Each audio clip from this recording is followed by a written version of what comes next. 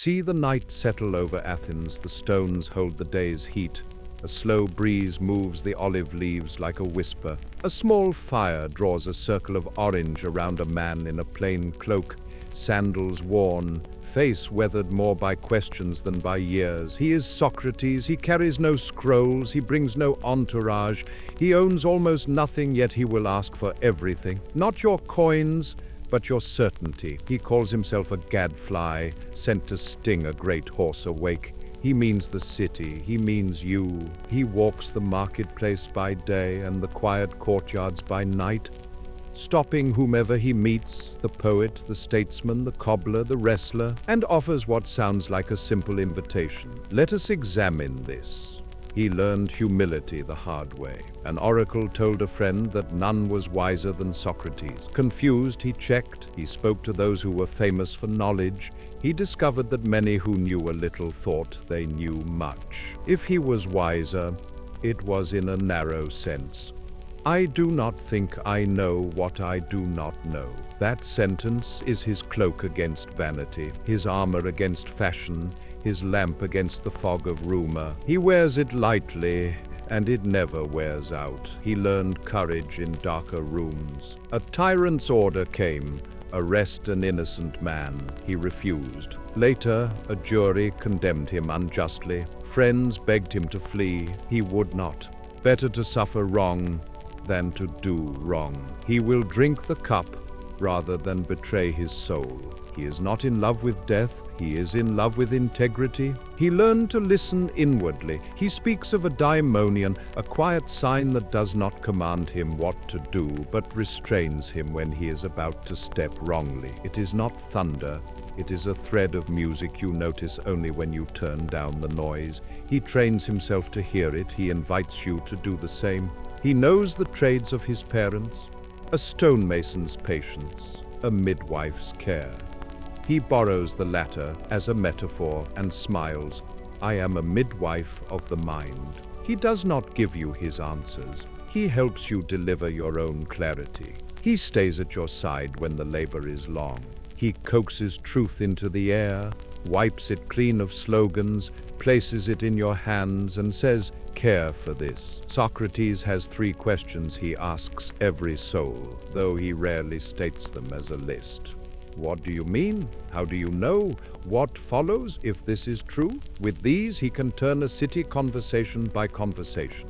With these, he can turn a life, yours, hour by hour. Listen to the fire. Watch how it throws shadows that look like things. The market by day does the same. Applause, titles, numbers, attention. Shadow shapes. He won't snatch the warmth from your hands. He'll simply point to a light you cannot own but can walk by. A truth that doesn't bend when you want it to. A justice that won't sell for convenience. A goodness that does not need an audience. He will ask for a few small promises before this night begins. Curiosity over performance. Let questions matter more than appearances. Honesty without cruelty. Speak plainly, but keep kindness in the tone. Courage in small measures. If something true makes you uncomfortable, stay a moment longer. Place a hand over your heart. Inhale for 4, exhale for 6, 3 times. Feel your shoulders drop on the long exhale. Now set a simple intention. Tonight I prefer truth to my image. Or, tonight I will listen for the small no that keeps me from harm. Let it be small, let it be real. Think of one belief about yourself you have carried untested. I'm just this way. I always fail at that. Hold it up to the flame. Ask Socrates 3 questions. What do I mean by always? How do I know this? What follows if I keep telling this story? Then soften. Leave space for a better sentence to be born. Tonight he will invite you to examine your life without contempt, to wear I don't know yet as a sign of strength, to care for your soul as your first and lasting work, to practice virtue until it becomes a skill you can trust, to question in a way that heals, to do justice without hatred, to train courage and temperance in small daily acts, to heed the inner check that has kept you safe before, and to look at death without theatrics, as a measure of what you truly value. He sits a little closer to the fire and smiles the way a teacher smiles when a student shows up. He is not here to win. He is here to wake you. He is not here to shame. He is here to steady. He is not here to give you a script. He is here to start a conversation you will tend long after the embers dim. When you are ready, nod, even if only in your heart. The market can sleep. The soul is awake. Socrates asks the first question, gentle as a hand on your shoulder. Shall we examine this together? Examination isn't self-attack, it's alignment. You turn from autopilot to authorship and ask, what did I truly live for today? 3 small tests for a day worth living. Truth, did I speak plainly at least once when exaggeration would have been easier? Kindness, did I relieve one person's burden even slightly? Work, did I move one worthy thing forward no matter how small? The 1-minute exam? What am I seeking right now? Does this match my stated value for today? What's the next tiny act that proves it? Keep an alignment triangle in view. Value, for an example, patience, intention. I will give full attention to whoever is in front of me. Act, put the phone face down during conversations. Pause 1 breath before replying. If any side is missing, the triangle collapses. Restore the missing side gently, not grimly. Busyness versus aliveness check once a day. List your next 5 tasks. Mark C for chosen, B for borrowed, done only to maintain an image. Trade 1B for a C that nourishes your soul or serves your duty. Find a Socratic friend. Share your day's intention in the morning. Send a 2-line review at night. 1 sentence, what matched. 1 sentence, what I'll adjust tomorrow. Accountability turns good wishes into practice. Close the day with a kinder metric, not was I perfect, but did I turn even a little toward what I say is good? If yes, honor it. If not, note 1 concrete change and sleep. The examined life grows by small, honest course corrections, like tending this fire. 1 more log, a little more air, steady hands. An oracle at Delphi once told a friend of Socrates that no man was wiser than he. Puzzled, Socrates went searching. He questioned those admired for wisdom, politicians confident in speeches, poets soaring in verse, craftsmen excellent in their trade. He found that many knew a little, but thought they knew much. He concluded that if he was wiser, it was only because he knew he did not know. This is not an excuse to be passive. It is a method to stay honest and keep learning. To know that you don't know is to break the spell of false certainty, the kind that makes us harsh, gullible, or immovable when we most need to turn. Today, false certainty is easy to buy. Headlines perform confidence, feeds reward outrage. Our minds like short paths. Socrates offers a different path. Slow down, ask for definitions, ask for evidence, test with counterexamples, and if your idea breaks, be grateful. Now you can build better. Practices for honest not knowing, the could I be wrong? Checkpoint before a strong claim leaves your mouth. Whisper, how could I be mistaken? Name 1 way. Add a note of humility when you speak. Steelman, not straw man. When you disagree, state the other person's view so clearly they say, yes, that's what I mean. Then respond. You will be kinder and more precise. 2 columns, title 1, known, the other, assumed.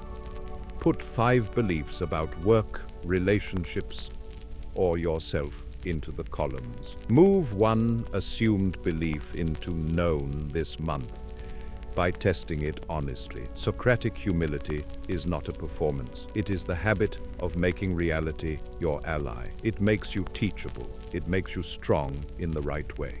For Socrates, soul is not an abstract vapor. It is you, the living center of character, reason, desire, and choice.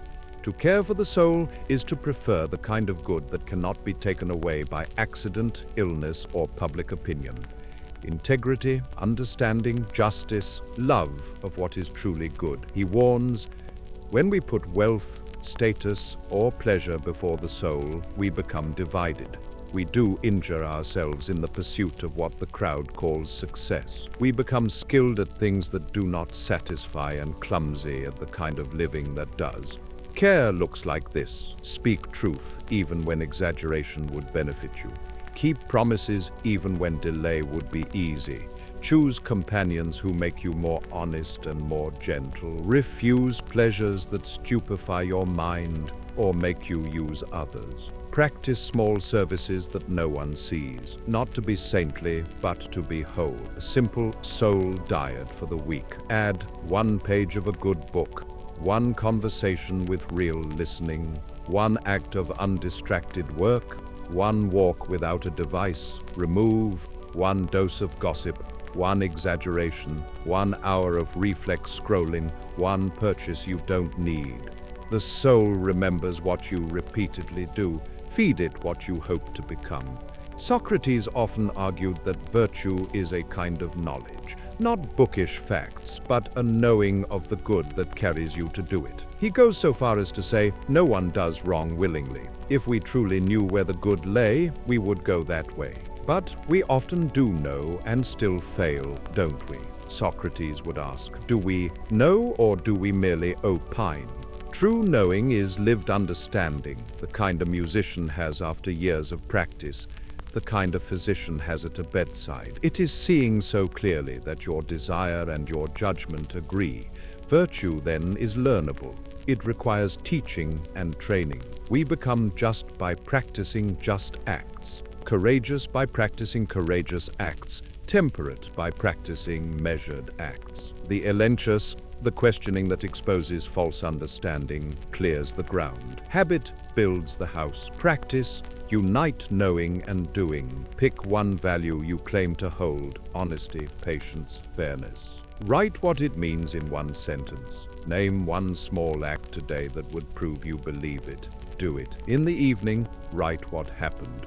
Repeat tomorrow with 1 new act or the same one done more deeply. Let your knowledge have calluses. Let it become a craft. Socrates' questions are not traps. They are tools. He uses them to test if our words fit the world. A simple outline of the elenchus. Ask for a definition. What is courage? Test with cases. Does this count? What about that? Find a contradiction. Your definition says X, but here you accept not X. Admit aporia, puzzlement.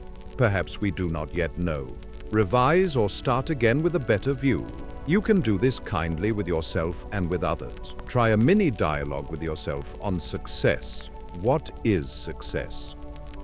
Hitting my goals. All goals? Suppose the goal harms your health. Success? No.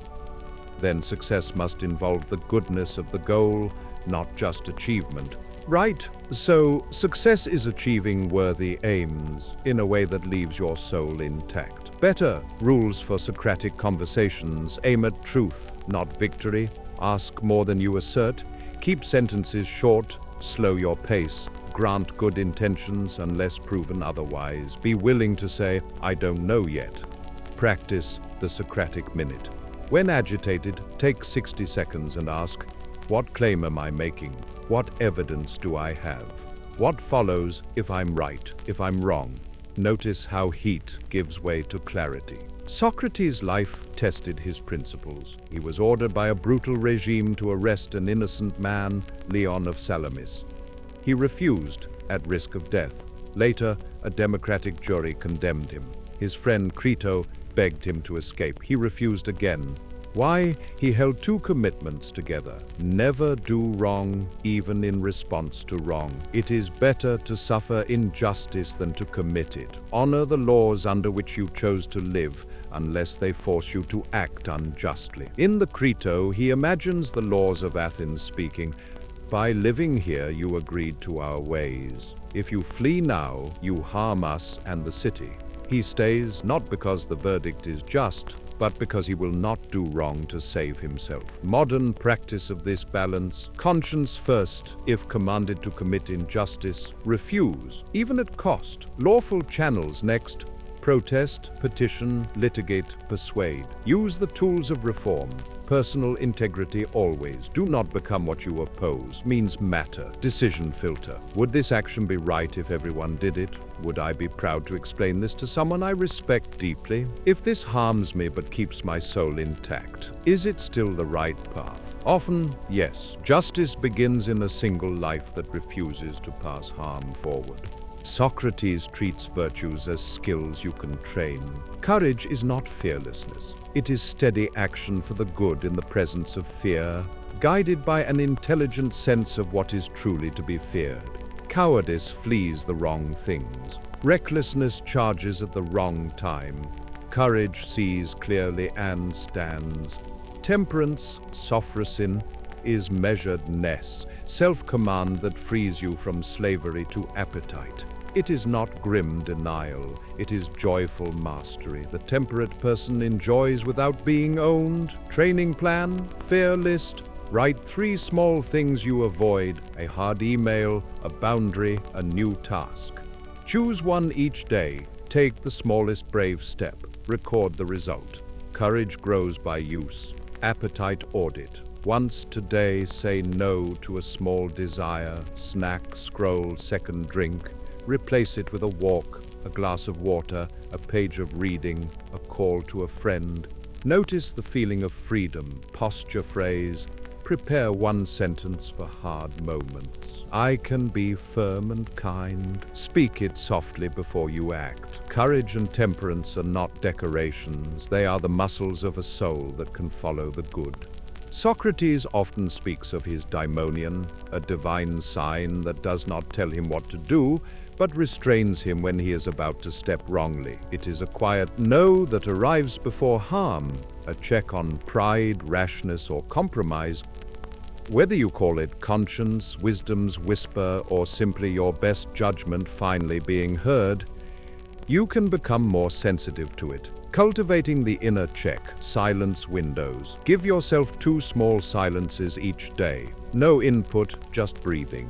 5 minutes. The inner no is easier to hear when the noise lowers. Truthfulness, tell fewer half-truths. Every time you lie, the inner voice goes dim. Every time you tell the truth kindly, it grows clearer. Body cues, your body knows. A tightness in the chest, a shallow breath, a small flinch when you plan a move, often your first signal. Pause when you feel it. Ask, what am I about to violate? Practice negative guidance drill. Before a significant action, ask, do I feel a quiet resistance that is not fear but conscience? If yes, wait 1 hour. If the resistance remains, change course. If it fades as you gain facts, proceed. Socrates faces the cup calmly. He tells his friends, to fear death is to think we know what we do not know. Death may be a dreamless sleep, and who would not welcome such a rest? Or death may be a journey, to meet those who have gone before, to continue the conversation in a better place. In either case, not a thing to dread in panic. He also says in the Apology that no harm can befall a good person in life or in death. He does not mean pain will not touch you. He means that the deepest thing, your orientation toward the good, cannot be destroyed by any external event. You remain yours. You remain turned toward the light. He drinks the hemlock, not because he loves dying, but because he will not do wrong to avoid it. His last recorded words to Crito, we owe a cock to Asclepius. Asclepius is the god of healing. It is as if he says death is a cure, a release for a life well spent, a gentle evening practice, last hour review. If today were your last, what gratitude would you speak? What apology would you make? What small thing would you set down? Then rest. Tomorrow is a gift. Wake to it without dread, with care for the soul at the center. Use 1 or 2 each day. Over time, your life will tilt toward clarity and courage. Morning intention. 1 virtue, 1 act. Write it, keep it in sight. Socratic minute.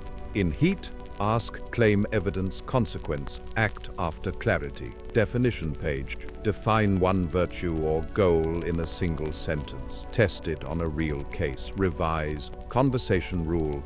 In your next disagreement, summarize the other view to their satisfaction before sharing yours. Truth fast. Choose one day to avoid gossip, exaggeration, and flattery. Speak plainly, kindly. Courage, microact. Do one small hard thing before noon. Temperance drill, one deliberate no to appetite, one yes to a nourishing alternative. Conscience check. Before key actions, listen for the inner no. If present, delay. Evening review, 3 lines. What went well, where I fell short, what I'll do differently tomorrow. Bonus, the marketplace kindness. Ask one sincere question to a stranger or colleague. What are you working on that matters to you? Listen, Socrates would approve. Philosophy is for the market, not the monastery. Socrates looks at you across the fire. He smiles the way a teacher smiles when a student has begun to love the work for its own sake. He does not ask you to agree with everything he has said. He asks you to keep the question alive. He asks you to prefer a soul that seeks the good to the applause of a crowd. He asks you to practice, small, daily, honest practice, until your knowing has calluses and your courage has breath. Tonight you have examined a little. You have admitted what you do not know. You have chosen to care for your soul. You have trained a bit of courage and temperance. You have listened for the inner no. You have looked at death without theatrics. Carry this into tomorrow. Let the fire warm you. Let the light beyond it guide you. And when you forget, as we all do, begin again. The examined life is not a test to be passed. It is a conversation to be tended until the last cup is drained and we owe a small thanks for the cure. Rest now. The questions will be here in the morning. The fire waits. Imagine a man with nothing. No wealth. No rank, no safety. A slave in the heart of Rome, living at the mercy of another's will. His body injured, tradition says he walked with a limp, his future uncertain. And yet, inside, he discovers a freedom that no one can take. His name was Epictetus. He did not inherit a throne. He did not command legions. He did not set out to be admired. He set out to be free. He was born far from power, some say in Phrygia, brought to Rome as property in a world built on hierarchy and force. He studied under Musonius Rufus, a Stoic teacher who believed philosophy was not performance but practice. When Rome turned against philosophers and Emperor Domitian banished them, Epictetus left quietly for Greece. In a small city called Nicopolis, he opened a simple school. He never wrote a book. A student named Arian really listened, and preserved his lessons in the discourses and the little handbook we call the Enchiridion. That is why we can sit here tonight, by this quiet fire, and hear the voice of a man who owned almost nothing, yet carried an unbreakable wealth within. What did he discover? A key so small it fits inside a single breath. Some things are in our control, and others are not. He called this the beginning of wisdom, the doorway to peace, the path to an inner freedom that emperors might envy but cannot grant. Picture him in a simple room, a stool, a cloak, a staff, no marble, no gold, no parade of servants, a life unadorned. Yet the people who came to him, soldiers, statesmen, students, left with something they could not buy, a clearer soul, a steadier heart, a way to walk through life without being pulled apart by every wind. Epictetus did not promise the world would be gentle. He promised you could be. He did not promise life would follow your plans. He promised you could meet life however it arrives, with poise, with courage, with grace. He said, "Men are disturbed not by things, but by the opinions they form about things." He said, "Do not explain your philosophy, embody it." He said, "No man is free who is not master of himself." These are not slogans, they are invitations. Invitations to become a different kind of person, calmer, clearer, kinder, not because the world has become easier, but because you have become stronger. Consider our own lives. We live with more tools, more noise, more options than any age before us. Our pockets buzz with opinions. Our days are packed with demands. We chase approval the way the thirsty chase water, but the thirst never ends. Epictetus steps into our rush like a quiet doorway.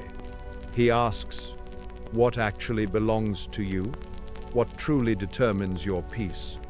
Not the stock market, not the comment section, not the weather, not the traffic, not the choices of strangers.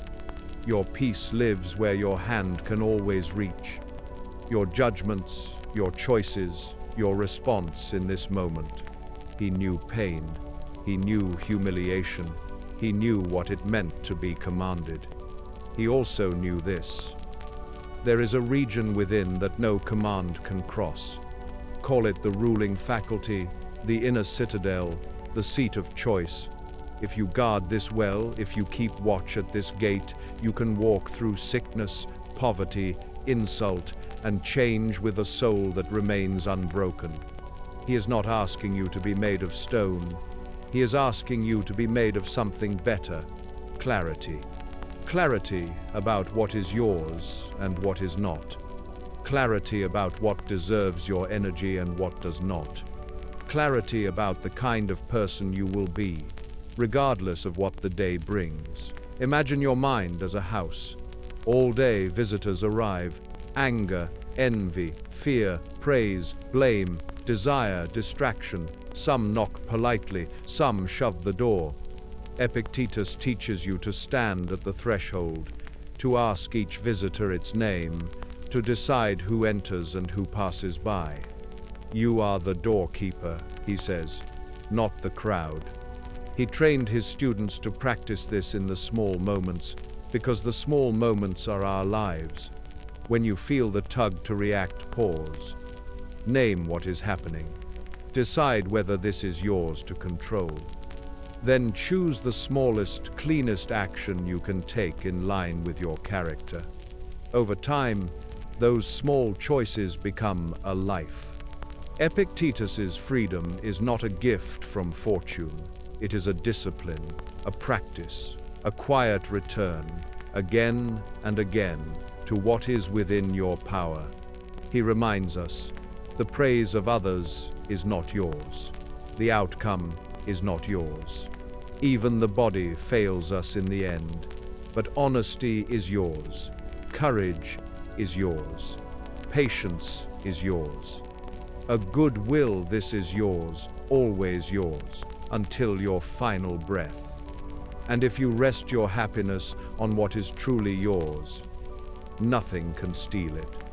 Tonight, by this fire, imagine laying down the weights you do not need to carry. Put on the ground the need to win every argument. Set aside the hunger for applause. Loosen your grip on outcomes. In your hands, keep only what Epictetus kept. Your present choice, your attention, your character. Feel how light your steps become. He will not overwhelm you with theory. He will give you drills. He will show you where to place your mind when the day turns difficult. He will prove, by the shape of his own life, that a person with very little can live with great dignity. And when you are tempted to talk about this at length, he will smile and say, don't explain your philosophy, embody it. Let the flame of your conduct speak for you. If you are ready to begin, Epictetus begins in one place. He draws a line, clean and simple, between what is yours and what is not. On one side, your judgments, your choices, your will. On the other, everything else. Cross that doorway with him, and you will feel the first breath of freedom. Now, let's step through together. Some things are in our control, and others are not. Epictetus begins here, because everything else stands on this foundation. If you miss this, you will chase shadows. If you grasp it, you will begin to live. What is up to us? Our judgments, our impulses, our desires and aversions, our choices, what the Stoics call the ruling faculty, the power to decide how we will meet this moment. What is not up to us?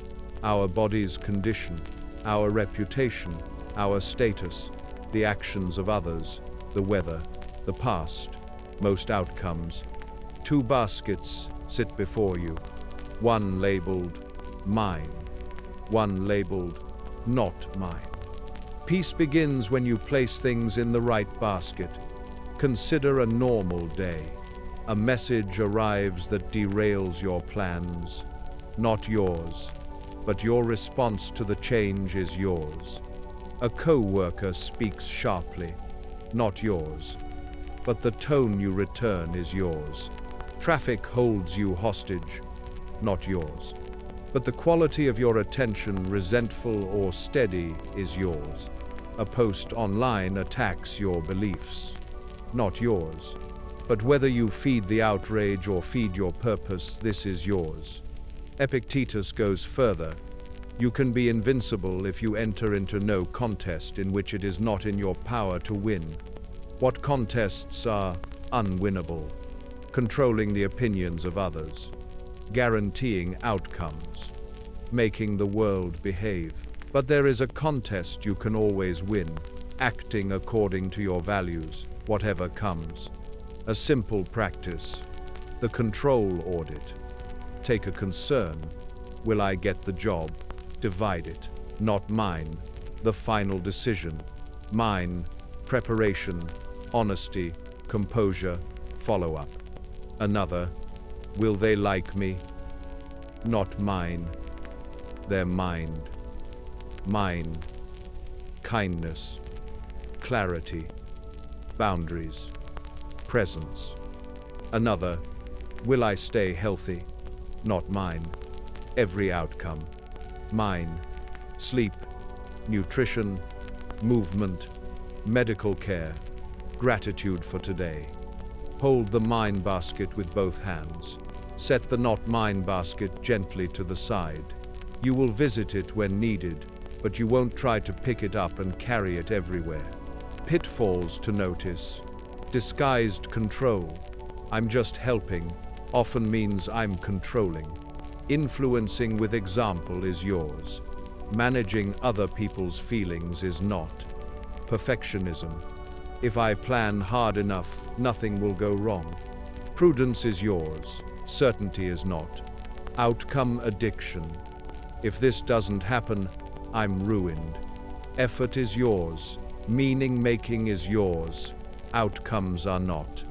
The fruit of this discipline is focus. Anxiety scatters attention into the future and into other people's heads. Epictetus gathers attention back into the present and into your hands. A 3-move routine. Separate. What here is mine? What is not? Focus. Place energy only on what is truly yours. Act. Take the smallest honorable step available now. You might be tempted to say, but if I stop worrying about outcomes, won't I become passive? Epictetus answers, you will become effective. Worry wastes energy on what you cannot move. Discipline invests energy in what you can. Repeat to yourself in moments of stress. What is up to me? My judgments, choices, effort, attention. What is not up to me? The past, other people, outcomes, praise, blame. When you keep this division clear, insults lose their hooks, delays lose their fangs, uncertainty loses its power. You may still feel a sting, but it does not rule you. You remain free to do the next right thing. This is not a small trick. This is the gate to a different life. Step through it, and you begin to taste invincibility, the kind built not on control of the world, but on mastery of yourself. Men are disturbed not by things, but by the opinions which they form about things. Epictetus draws a clear line. Between what happens and what we say about what happens, there is the event, and there is our judgment of the event. Between the two, there is space, and in that space lies our freedom.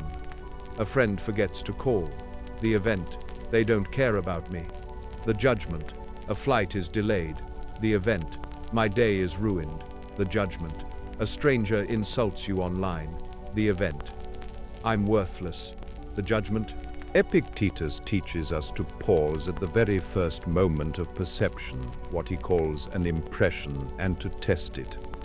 Practice from the start to say to every harsh appearance, you are an appearance, and not at all the thing you claim to represent. The feeling arises, the body tightens, but before you give assent, before you say, yes, this is true, you examine it. Is this within my control? Is this the only interpretation? What choice here would honor my character? Imagine your mind as a clear lake. Thoughts and impressions are stones tossed at the surface. Some are heavy, some are light. If you react instantly, the lake is always in ripples and you cannot see the bottom. If you let the surface settle, the water becomes clear and you can choose wisely. A simple practice: name the impression out loud in neutral language. A delay is occurring. Words were spoken. An email was received. Then add the reserve clause.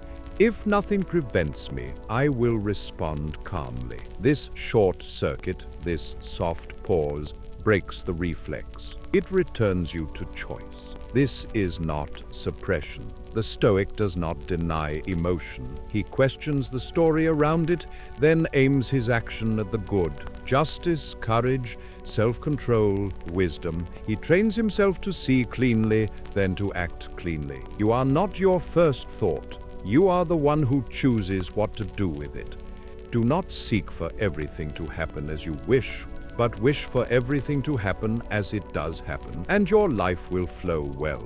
Epictetus is not saying, give up. He is saying, align your wanting with reality. Desire and aversion are powerful levers in the soul. Misplaced, they enslave us. Well-placed, they free us. Desire what is truly yours. A good will, a steady mind, a just action. Do not place your happiness on what is not yours. The praise of others, the success of plans, the comfort of perfect conditions. This alignment is called the discipline of desire. The training is gentle but firm. Reserve clause. Add fate permitting to your plans.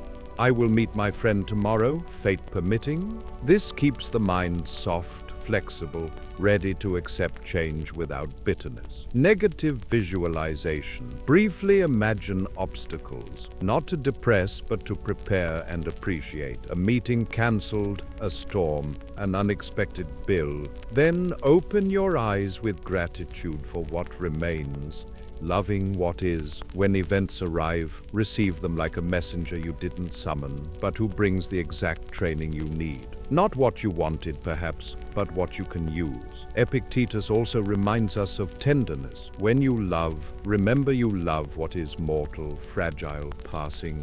This is not to make you cold, it is to make you present, to hold people lightly and lovingly, knowing they cannot be possessed, only cherished. Desire rightly, avoid rightly, and your life, he says, will flow. Remember that you are an actor in a play, of such a kind as the author pleases to make it. Short, if he pleases short, long, if long. If he wishes you to act the part of a beggar, remember to act even this part well.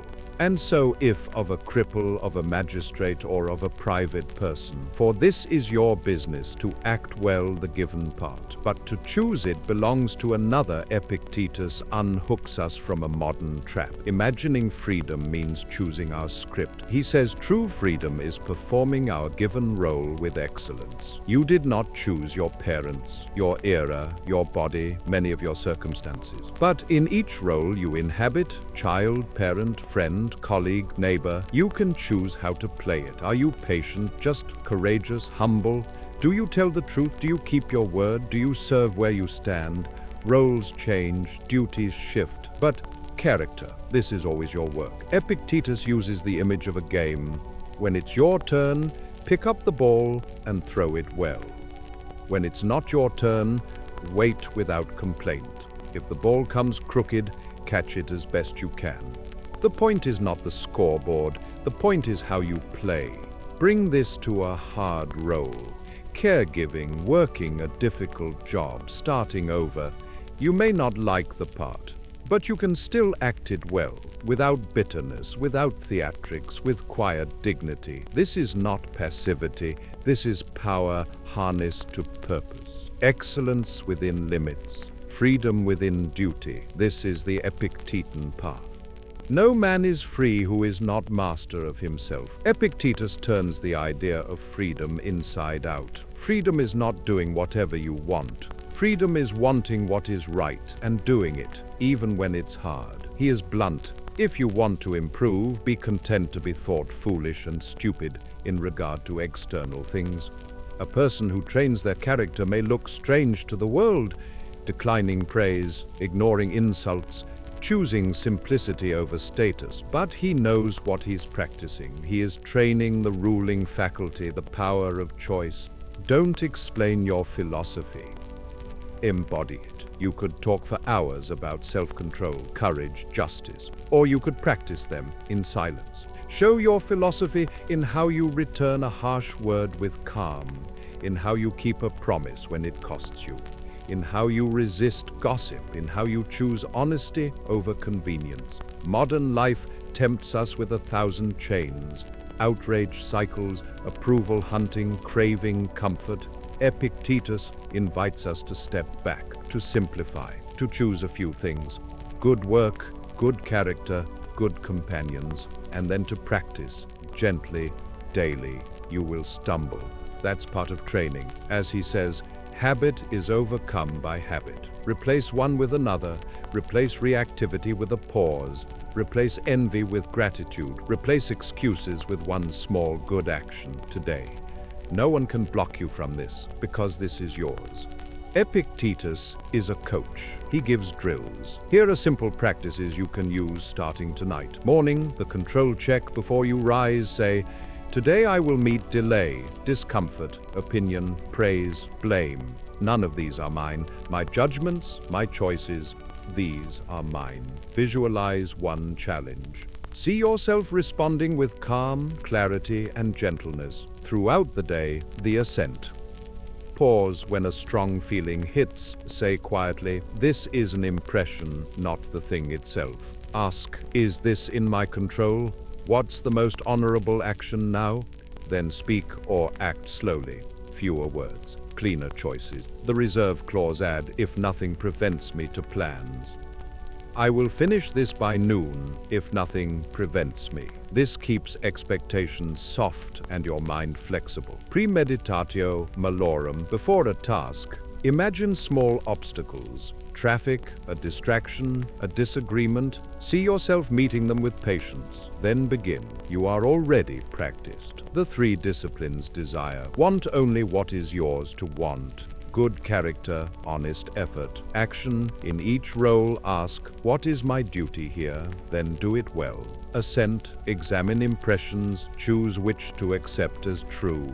Evening review. Short, honest, kind. Ask, what did I do well today? Where did I fall short? What will I do differently tomorrow? No self-hatred, just training notes. Then rest.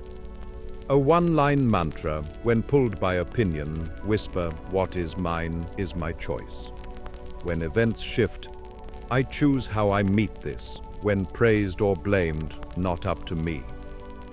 Voluntary simplicity. Practice small discomforts. Take the stairs, drink water instead of soda, 5 minutes of quiet before screens. Not to punish yourself, but to loosen cravings' grip and strengthen your will. These exercises are not about perfection. They are about direction. A degree more calm, a degree more freedom, a degree more kindness today. Picture the grove just outside Athens. Olive leaves shine like small coins in the last light. The night settles into deep teal. The coals glow a quiet orange.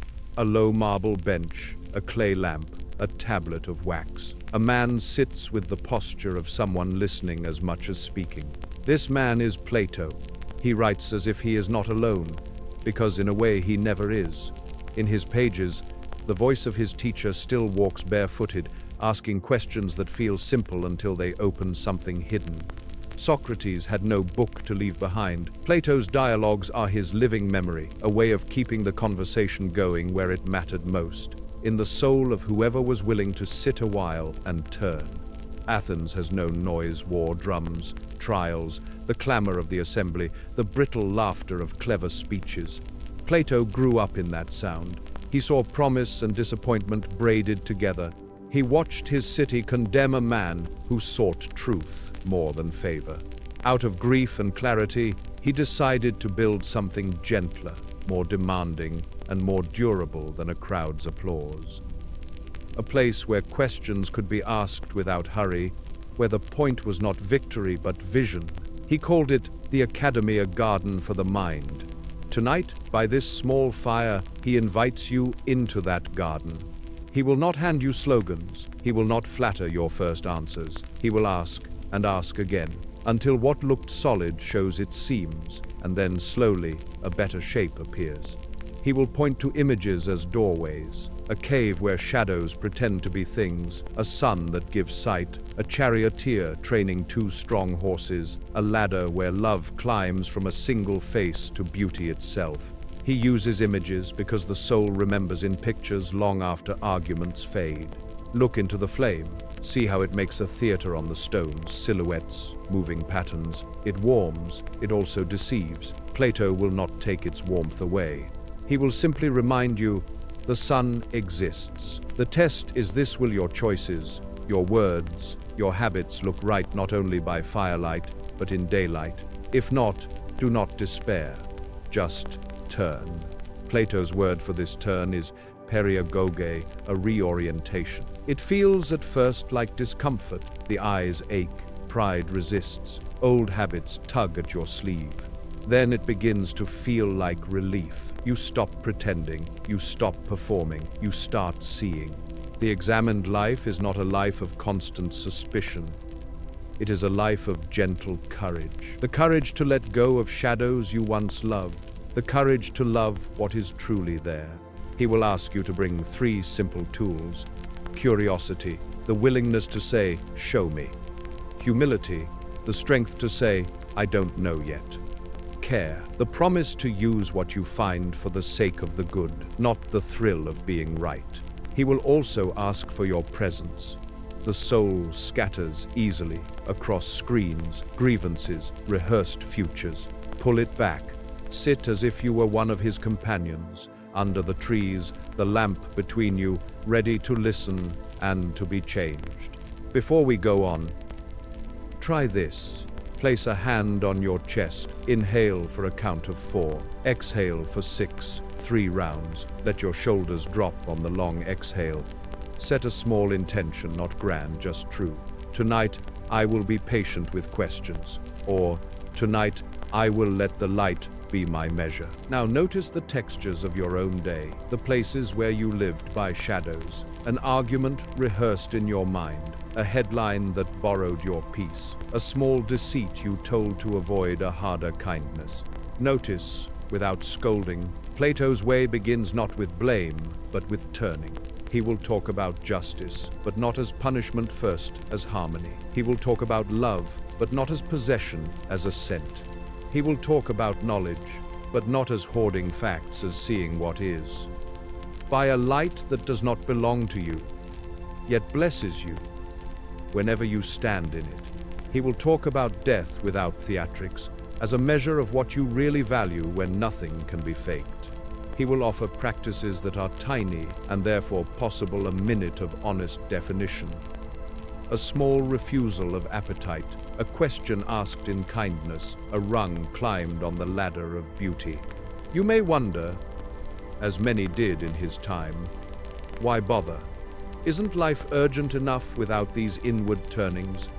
Plato answers quietly, everything outward depends on what you love inwardly. Cities decay when souls do. Homes heal when souls tune themselves to the good. The just person, he says, carries a music that makes those nearby breathe easier.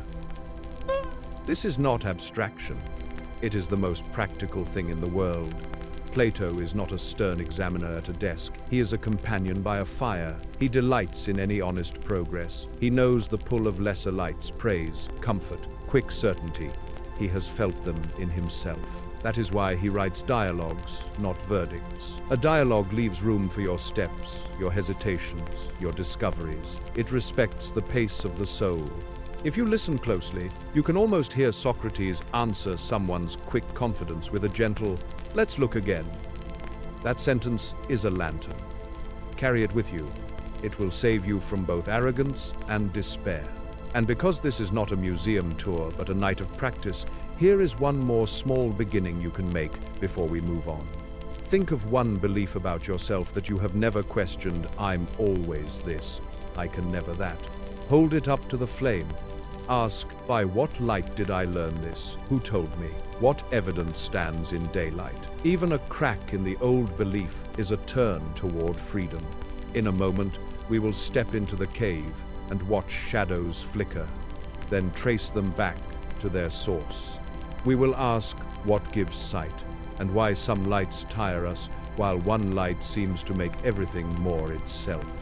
We will learn the charioteer's patience, justice's rhythm, love's ascent, and the steady courage that treats each day as a chance to turn a little more. For now, feel the warmth on your hands, the cool of the night on your face, orange and teal, fire and sky. Keep both in mind. The world near you matters, the standard beyond you matters more. When you are ready, take the first step with Plato. He will walk beside you. The path is ancient. The turning is always new. Lean closer. The conversation begins. Plato imagines a cave. In its depths, people sit chained, their necks fixed, their eyes on a wall. Behind them burns a fire. Between the fire and their backs, figures pass by, carrying objects. The figures cast shadows. The prisoners take the shadows for reality. They give them names. They debate them. They build entire lives from silhouettes. Then one prisoner is freed. At first, the movement hurts. His eyes ache. The shapes he thought were solid blur and break. He turns toward the fire and realizes this is only a light that throws shadows, not the source of daylight itself. He climbs upward, step by difficult step, into the open air. The sun is too bright. Tears, confusion, time. Gradually, sight strengthens. He sees reflections in water, then things themselves, trees, faces, the sky. At last, he can look toward the sun not to stare at it, but to understand that it makes all seeing possible. He returns to the cave to help the others. They laugh. They threaten. They are comfortable with shadows. Still, he speaks, because he remembers being chained too. This is not only a story about ancient prisoners. It is about us. It is about living in a theater of appearances, headlines and numbers and public masks. The approval we chase, the images we curate, the opinions we inherit. We take shadows for things. We forget to ask, what casts this shadow? By what light am I seeing? Plato calls the act of awakening periagoge a turning of the soul. It is not merely more information. It is a reorientation. A slow, painful, liberating turn toward what is really real. What does turning feel like today? When you pause before reacting to a trending outrage and ask, what are the facts? Who benefits from my anger? When you step away from the glow of a screen to attend to the person in front of you. When you trade the comfort of a belief for the discomfort of a better question. It hurts at first. The eyes ache. But vision grows. Try the cave practice this week. Shadow. Name one opinion you hold because it has always been around you. Object. Ask what reality it points to, what fact, what experience. Light. Ask what value makes that fact meaningful truth, justice, beauty, love. Spend 5 quiet minutes tracing one shadow back toward its light. That is the start of turning. In the Republic, Socrates tells Glaucon that beyond the world of visible things stands the good, like the sun in the visible realm. The sun does not simply appear among objects, it makes objects appear. It gives to eyes the power to see, and to objects the power to be seen. So too, the good gives truth to what is known and the power of knowing to the knower. We mistake fires for suns all the time. Success, reputation, pleasure, ideology. They warm for a season and cast strong shadows. But they cannot explain why truth feels binding, why justice has a claim on us, why beauty draws a yes from the deepest part of the soul. Plato is careful. He does not draw a picture of the good, he points. He says, orient your life so that what is true, just, and beautiful commands you, not merely attracts you. Let the good be not a possession but a pole star. How do we live by a light we cannot hold? Calibration. At the start of a day, choose one value you will not betray for convenience, truth in speech, fairness in dealings, dignity in tone. Keep it like a compass. Adjust your course when you drift. Discernment. When a choice tempts you, ask, will this look good in the light or only in the cave? Will it stand if seen clearly? Gratitude. When you glimpse a moment of pure goodness, a kindness with no audience, a beauty that asks nothing in return, pause. Let it teach you what deserves your loyalty. You cannot own the Sunday. You can walk by its light. Plato's invitation is simple and immense. Live so that your soul keeps turning toward what most makes things knowable and worth knowing. Let lesser fires take their proper place. Plato offers two images for the soul. One is tripartite: reason, spirit, appetite. Reason is the part that seeks truth, measures, plans. Spirit is the seat of energy, honor, courage, rightful indignation.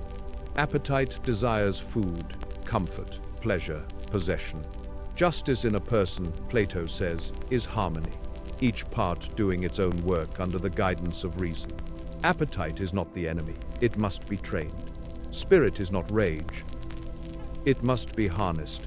Reason is not coldness, it must be humane and awake to the good.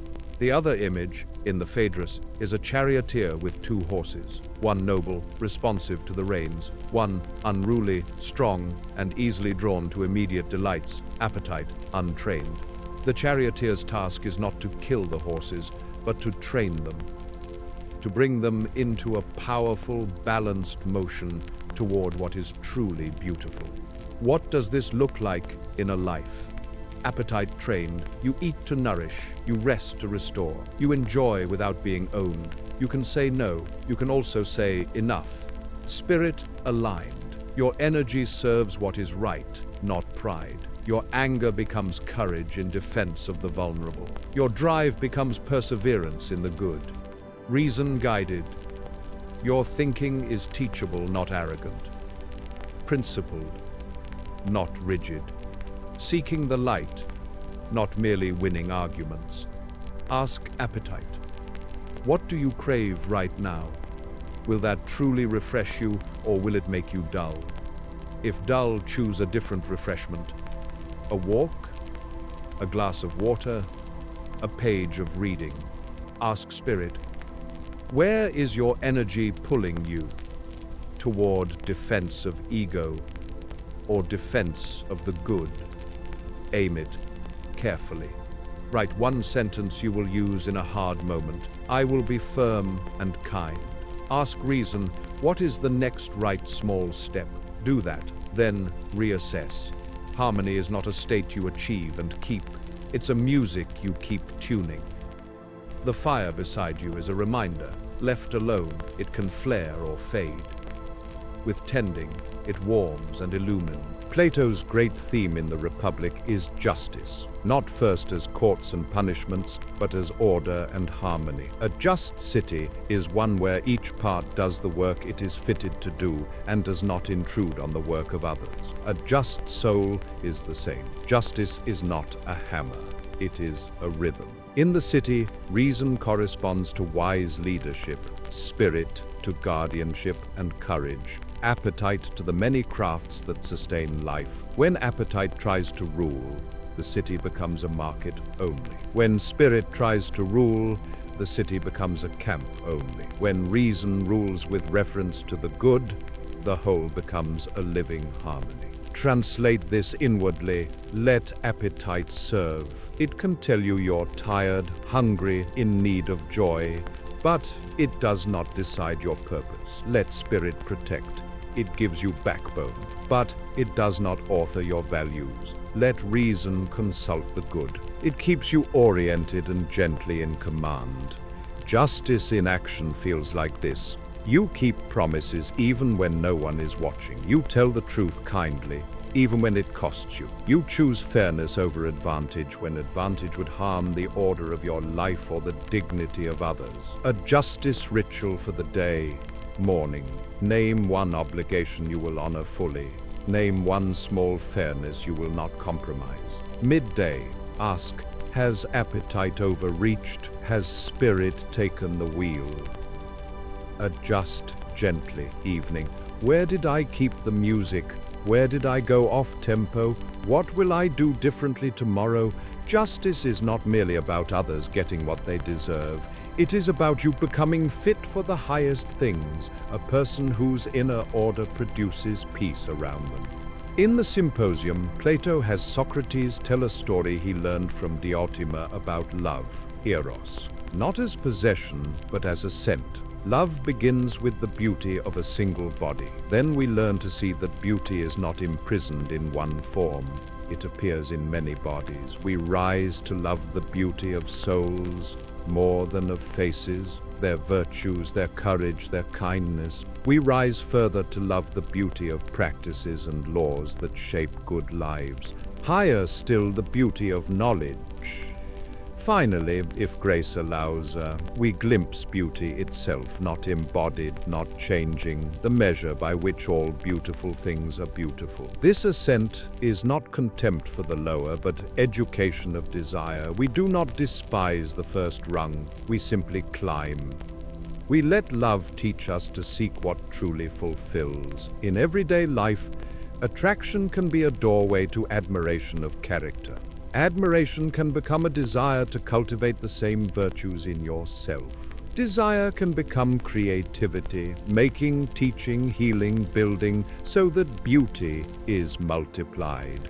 Gentle practice. The ladder exercise. Think of a beauty that moved you recently. A face, a song, a kindness, a landscape. Ask, what quality did it reveal? Courage, harmony, generosity? Order? Ask, where else does this quality live? In a soul, a craft, a community? Ask, what can I do today to participate in that quality? One act, one habit, one word. Sit a moment with the thought of beauty itself, not an image, but a presence that dignifies all images. Let gratitude rise. To love like this is to become more alive. You will find that eros, drawn upward, becomes a gape, a steady, generous goodwill toward all that is aligned with the good. Plato's pages are filled with questions. Socrates rarely lectures. He asks. He exposes vagueness, not to humiliate, but to heal. Aporia, the felt state of I don't know, is not a failure. It is the doorway to philosophy. The unexamined life is not worth living, says Socrates. Examination begins with definitions. What do I mean by justice, by courage, by happiness? It continues with tests. Is my definition consistent? Does it fit the cases I care about? It ends, for today, with humility. We know a little, we aim a little better. Practices for a Platonic day. One clear definition. Choose a virtue and write one sentence defining it in your own words. Example, courage is steady action for the good in the presence of fear. Test it against a memory. Adjust. The Socratic minute. When upset, ask 3 questions. What is the claim here? How do I know it? What follows from it? Often, the heat cools when thought does its work. The dialogue, once a week, share coffee with a friend and choose one question. Listen more than you speak. Ask them to clarify, summarize back what you heard. Seek understanding, not victory. Socratic humility is a strength. "I do not think I know what I do not know," says Socrates. This stance keeps the soul supple. It makes learning possible. It makes conversation fruitful. It makes error corrigible.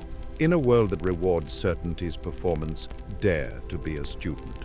In the Phaedo, Plato shows Socrates on the day of his death, speaking gently with friends. He argues that philosophy is a preparation for dying, not a dark obsession, but a practice of freeing the soul from the tyranny of distractions. To care for the soul is to prefer what is truly one's own, understanding virtue over what fortune lends, health, praise, possessions. In the Apology, Socrates says that no harm befalls a good person either in life or after death. He does not mean that pain or loss will spare you. He means that the deepest part of you, if joined to the good, cannot be ruined by what happens to you. Your character remains yours. Your orientation toward the light remains yours. Plato does not ask you to solve the afterlife tonight. He asks you to live in a way that would make you unafraid to die on any given evening.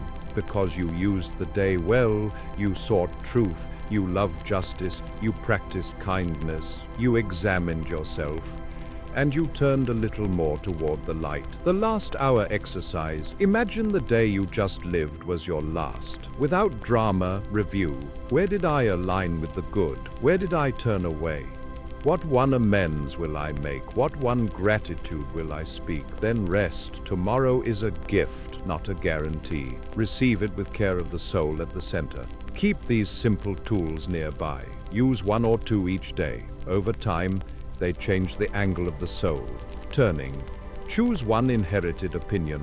Trace it from shadow to object to light. Replace slogans with understanding. Sun calibration. Pick one non-negotiable value for the day. Write it on a card. Check it at noon. Adjust your actions to match it. Charioteer training. Once a day, practice saying no to a small appetite, a snack, a scroll. Yes to a small discipline. Spirit alignment. Channel irritation into one courageous, constructive act for the good. An apology, a boundary, a defense of someone quiet. Harmony check. Morning, midday, evening. 3 breaths to ask appetite, spirit, reason, each for a sentence of guidance. Obey the best sentence. Ladder of beauty. When moved by beauty, name the quality, enact it in one small deed. Let desire become creation. Socratic page. Define one virtue in one sentence. Test it against a real case. Revise. Academy hour. Read a few pages of Plato or a commentary. Take notes. Share one insight with a friend. Learning wants company. Cave return. Each week, do one act that helps someone else turn. Share a book, ask a good question, mentor, teach, return to the cave kindly. Plato looks at the fire and smiles. Fire can warm and mislead. The sun gives life and sight. We need both, the nearness of warmth and the standard of light. Let the fire be your companion in the night. Let the sun be your measure in the day. Do not despise those who love shadows. You loved them once. Return with patience. Ask better questions.